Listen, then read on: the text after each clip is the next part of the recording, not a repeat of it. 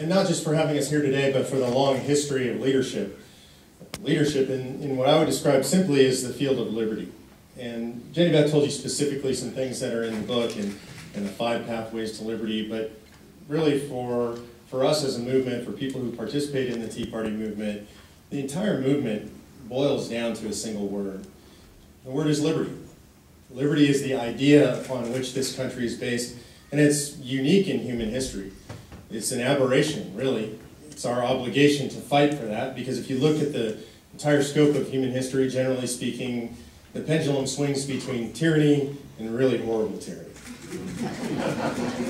And what we see here and what we've experienced in our relatively short history in the world as this great nation is unique. It's worth fighting for. It's a flame, and that flame can go out at any moment. It's our job to fight for it. In the Tea Party movement, a lot of people have gotten engaged with their history in a way that we haven't seen in a long time, in a way that I certainly wasn't taught our history in the public schools. People are reading the words of the Founding Fathers, people are reading the Constitution itself, the Declaration of Independence, and these are words that were written by great men, and men who have, at this point in our history, become almost mythological. And sometimes I think that's a problem for the movement and for the country, because I think sometimes we take them out of context. The greatness of this country at its formation was the fact that these people could be elevated out of their communities, that these communities were strong enough, that they were wise enough to elevate this type of person into government. Think about government today, think about our elected representatives today, and compare them to what we understand the Founding Fathers were and people who fought in those times, and we see a significant difference. So I think we have to remember that this kind of greatness comes from the communities of America. It's not born in Washington, D.C. It's not born in the state capitals like Sacramento, California. It's born in our communities at home. And when we talk about liberty, I know a lot of times we think about the Founding Fathers, we think about their eloquence and their wisdom and their learning, but really, if you read the real history of the American Revolution, that's not where it started. It started with the regular people. There's an incredible story of a young man named Mellon Chamberlain who was traveling around the country around 1843, and he was trying to collect stories, the oral history of the remaining survivors of the American Revolution. He was afraid those histories would be lost. And he happened across Levi Preston in North Carolina, and Preston was a young man in 1775 and turned out on the battlefield at Concord for the fight against the Redcoats. And Chamberlain wanted to know from Preston, why did you go? Why did you go to the field of battle that day to fight the superior British army, the most fearsome fighting force ever assembled in history? What would make you go? Was it the Stamp Act? Is that why you went out to fight? Were you outraged having to place the stamps and pay the taxes to place those stamps on your official documents? And Preston essentially said, I never saw any stamps. I didn't know anything about stamps. We never bought a stamp. He said, well, if it wasn't the stamps, was it the tea?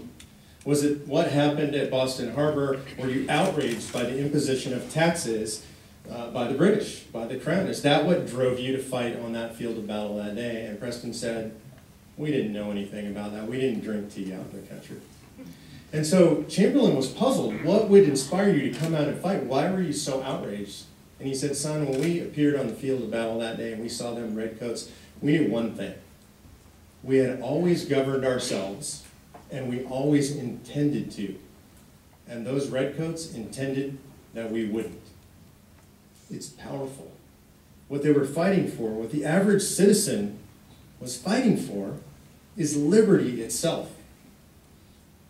I realize it's a lofty idea, but it's a simple idea as well, and sometimes we make it too complex. I think Cato is heavily engaged, and always has been, in the fight for that fundamental liberty. And that's what the Tea Party is really all about. We've always governed ourselves as a people, but if we look at what's going on in this city or in our state capitals, we realize that we vote, that we expect certain performance from our elected officials, and then they don't do what we expect of them.